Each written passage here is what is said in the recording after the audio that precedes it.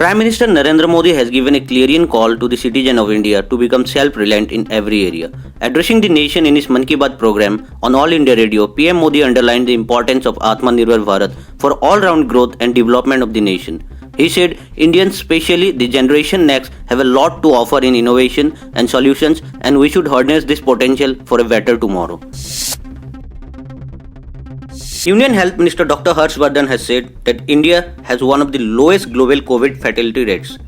Chairing the 20th meeting of the high-level group of ministers on COVID-19 in New Delhi, he said that the country's case fatality rate is at its lowest 1.81%. Dr. Harsh Vardhan said the recovery rate of COVID cases in the country has reached to 76.47%. He said only 0.29% of cases are on ventilators, 1.93% on ICU, and only 2.88% of cases are on oxygen.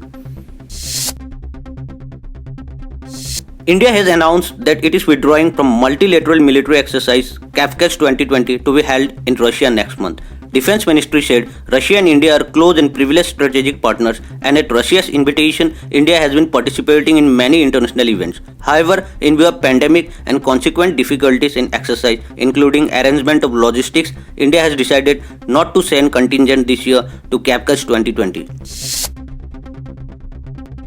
India has co-sponsored a Security Council resolution that calls for full, effective and meaningful participation of women personnel in peacekeeping operations. In a tweet, India's permanent mission to the UN said that India is proud to co-sponsor the resolution which was put forth by Indonesia.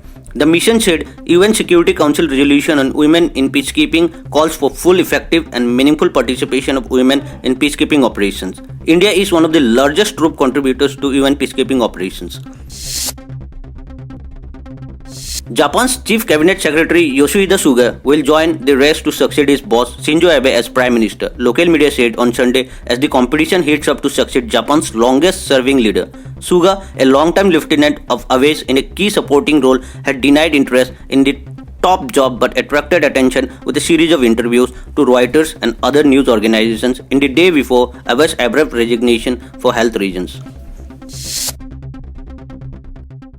Alexander Kristoff won the opening stage of the Tour de France, the annual multiple-stage bicycle race. Rain made the roads treacherous and led to several crashes. The Tour de France rollout from the French Riviera city of Nice 2 months later than planned and under the shadow of the coronavirus pandemic.